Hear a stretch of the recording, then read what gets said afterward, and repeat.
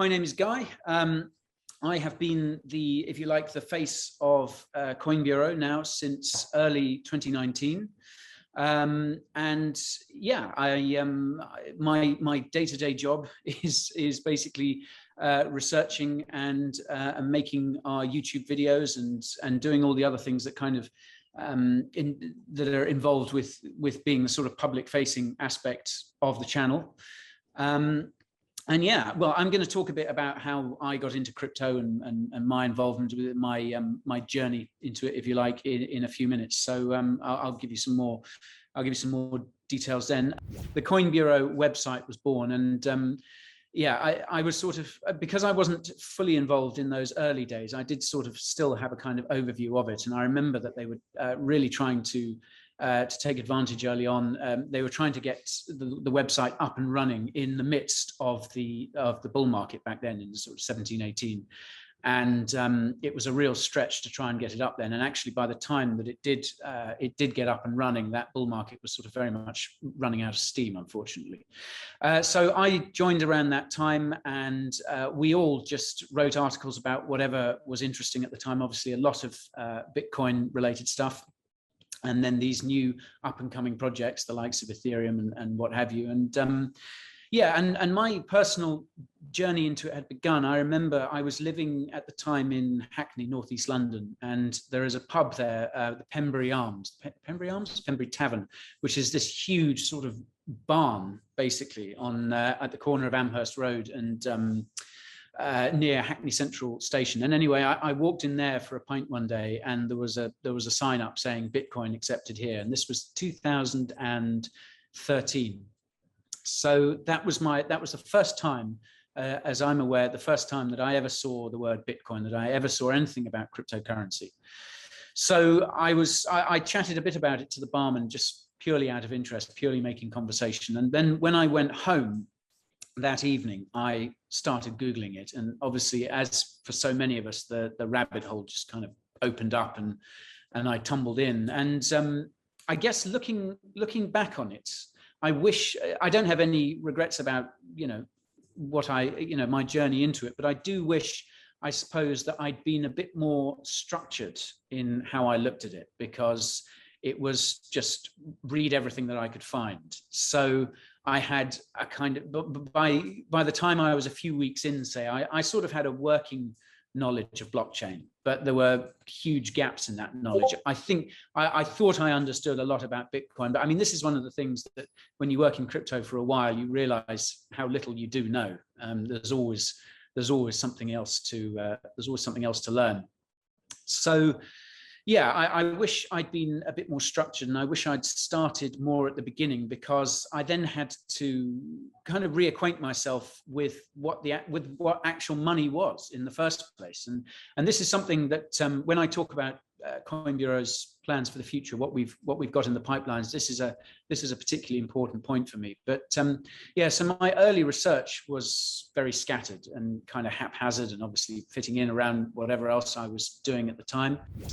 It's been a wild ride, really. And as far as what the future holds, so perhaps our most exciting development of the last few weeks has been we've now signed a deal with iHeartMedia, which is one of the biggest media companies in the world, very much American focused, but I mean, you can access iHeartMedia podcasts and radio here as well, and across the world. And iHeart and us are going to work together on putting out the Coin Bureau podcast, which is due to go out from February, is the plan. You may have noticed that we already put out the audio from our videos as a podcast on Spotify. But yeah, from February, this will be a dedicated podcast. And going back to what I was saying earlier, when I was doing my early research into Bitcoin and crypto and blockchain and the rest, I've taken this opportunity to put myself back in those earlier shoes. So this podcast is going to be very much aimed at starting right from square one. So we've already recorded a couple of episodes, and these are going to be sort of very evergreen. I think they won't become irrelevant over time. And yeah, talking about the history of money. We've just spent several hours, my co-host and I, talking about the payment system, all the moving parts behind making a bank transfer, making a card payment, interacting with PayPal or anything like that. So, and funnily enough, we just started talking yesterday about blockchain. So we're finally getting to this idea of a decentralized network that has no trusted third party, and it's been a great experience for me, because I've been able to structure it how I would have loved to have structured it back in the day, because I think still now, one of the great things about crypto is that it's furthering not just education about cryptocurrency and blockchain and these amazing technologies that are going to change the world, but it's also making people think more about money. And someone stopped me on the street the other day, and we had a chat, and he said, yeah, I've noticed that I'm way more interested in investing and how money works. I've kind of dug back into that. And I think this is amazing, because in this country, I'm not sure about other countries, but in this country, obviously, we teach children nothing about finance, about personal finance. You can do an economics GCSE or A level, but that's the earliest you can get into it. And I think if we can keep furthering that, if we can get people educated, not just about crypto, but about money in general, I think that's a real service that we can provide. And so I'm excited about this podcast. I think this is one of the big developments that we have. So I graduated in 2020, funnily enough, and did a couple of other jobs beforehand, but I was doing crypto on the side as a side hustle. And then obviously, as everyone that loves crypto comes across the Coin Bureau at some point, I mean, you're bound to. When I just got in touch and started joining, and I joined, and ever since I've been primarily focusing on the development of the NFT, GameFi, and Metaverse space at the Coin Bureau. Started off writing articles, now I've moved into the more research side of things. One thing I did want to say was that both me and Johnny, we graduated, we did a humanities subject. So that you don't necessarily, for the humanities students at Cambridge at the moment watching this, there is most definitely a space for that type of thought process within the industry.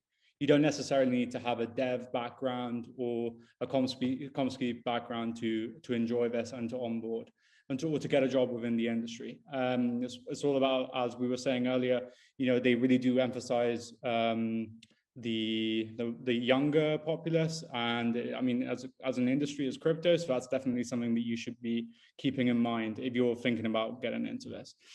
Now, I think, so yeah, let's move on to the Metaverse question that you had. That was the one revolving around the Gartner hype cycle, if I'm not mistaken, right?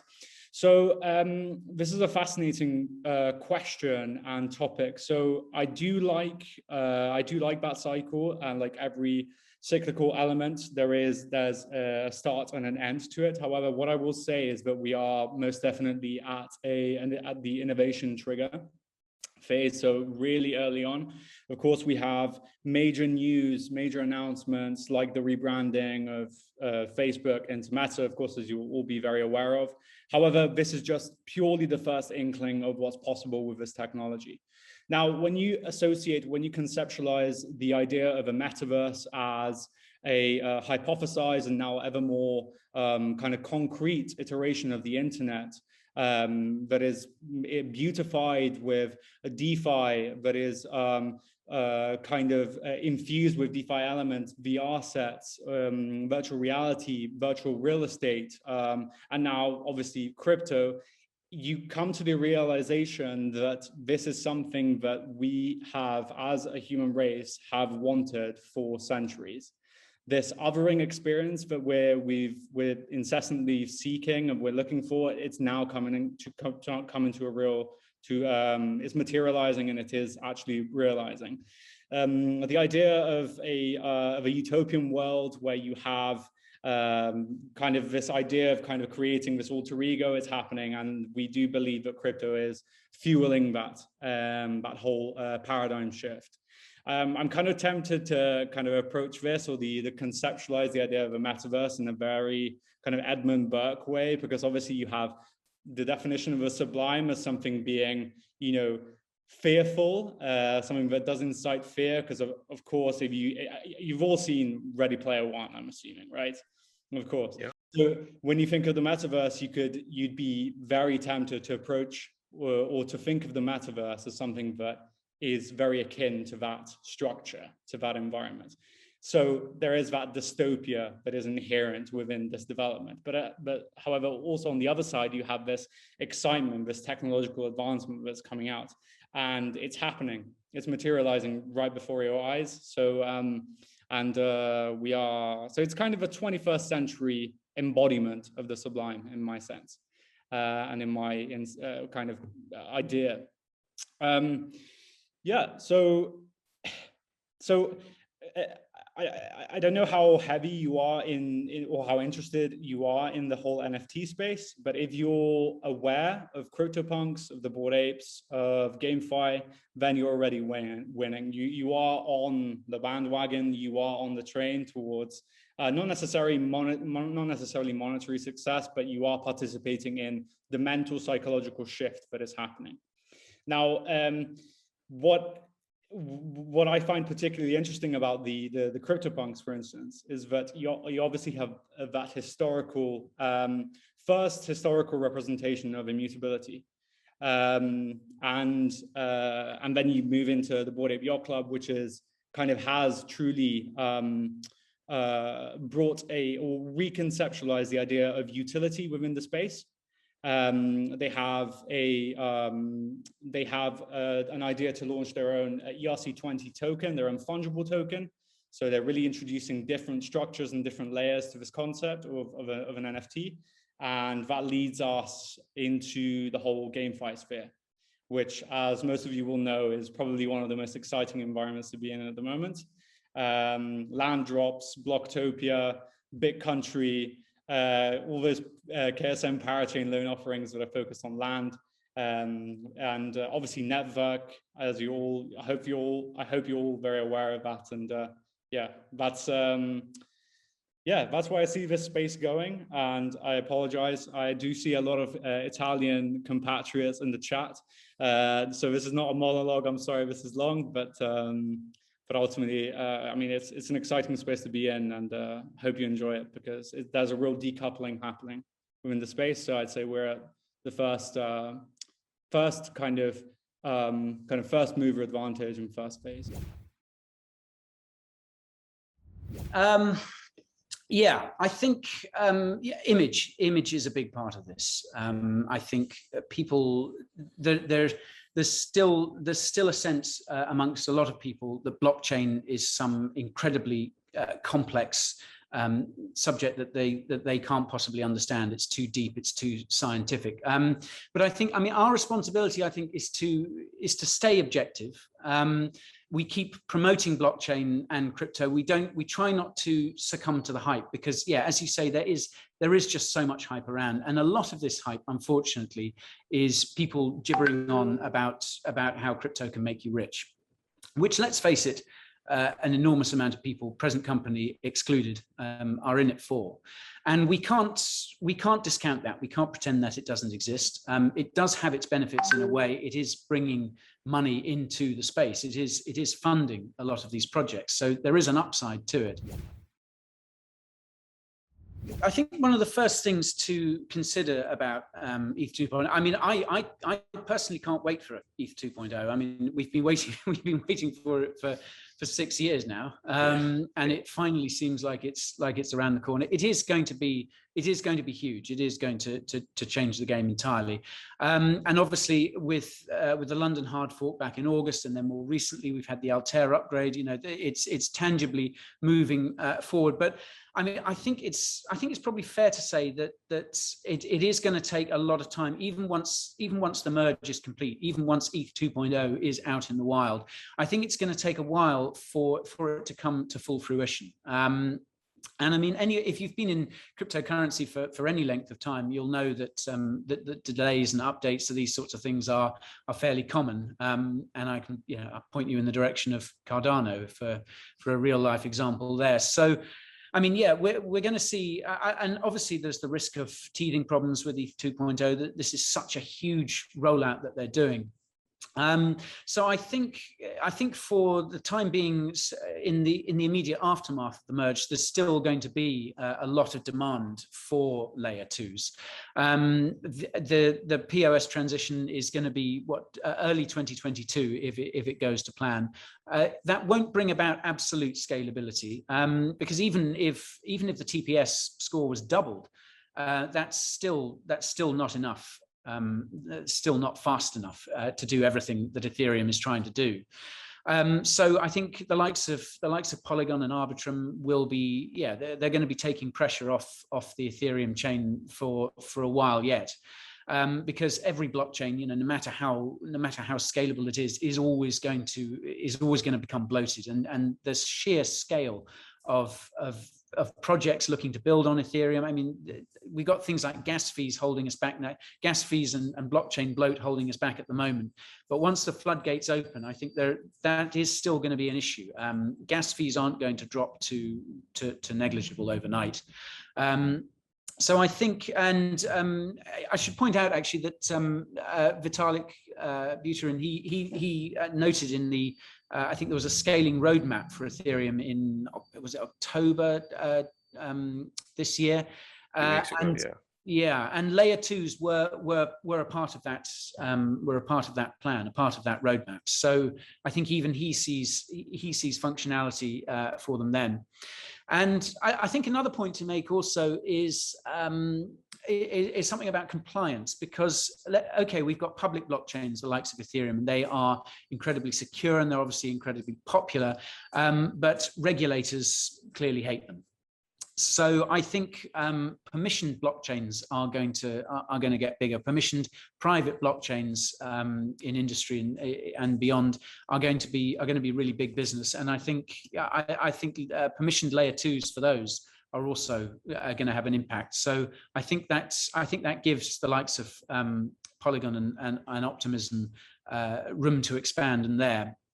And yeah, I mean, I go back to my main point. I just don't think there's going to be any let up in pressure on the Ethereum network. The 2.0 rollout, the proof of stake is not going to solve these problems overnight.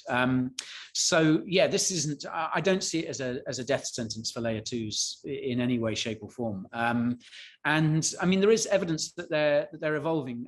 I saw something. Let me see if I can find it. I think Polygon today were announcing, let me just see if I can pull it up here, something called ZK Starks. I don't know if you saw this in Cointelegraph. So a ZK Stark, a zero knowledge scalable transparent argument of knowledge, basically a scaling solution for dApp deployment. So yeah, I mean, from my point of view, it looks like the likes of Polygon have got this covered in a way. I think there's still a lot of room for that space to grow. ETH 2.0 is not going to be the death knell for them.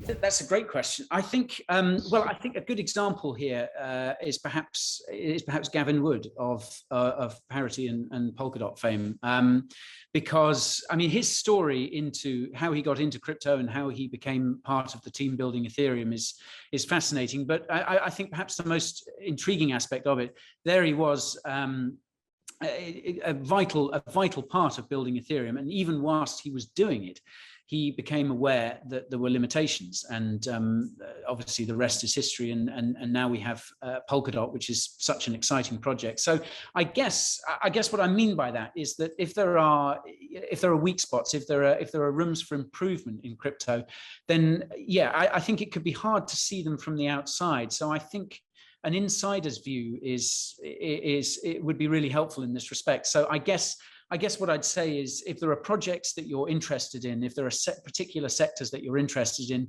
if you consider working for those, if you consider getting that insider's view, then I think those areas for improvement, those weak points, if you like, can be spotted. And I mean, they'll be much easier to spot than they would be from a sort of outsider's perspective. And I guess, you know, I have to say, like, it's a great question to hear, because it's just great to know that people with your mindset are going into the industry, because, you know, your focus, it seems, on adding value rather than making a lot of money very quickly, which is great to hear, because as I touched on earlier, you know, so much of the conversation in crypto is about prices, is about, you know, making people rich, etc., etc., etc. So the idea that there are people coming through who are interested in solving problems, in, you know, adding value to the space as a whole, gives me a lot of cheer. And I guess, you know, remember that a lot of the industry's brightest, I mean, we've talked about Gavin Wood, but also the likes of Andre Cronje, Emin Gunsira, Charles Hoskinson as well. You know, these guys, they have the projects that they're well known for now, but they have been in the industry for a while, working in, you know, various other places before Polkadot and before Phantom and Yearn Finance and Avalanche and all the rest. So yeah, I wouldn't advise or say that you need to try and kind of blaze your way into the industry with a new idea or with a fix for something that's broken. I think a bit of time spent looking at it from the inside will be so helpful, and then you'll be much better placed to see what needs fixing from there. But yeah, so I think, to sum it up, thank you guys so much for having us. It's a real privilege to be able to speak to you guys. You're absolutely fantastic, and we're really grateful for the participation and for the great questions that were sent in. And I think if you guys are up for it, we'd love to do an event sometime in the future, maybe even in person. Yeah, I'm 100% up for a trip to Cambridge.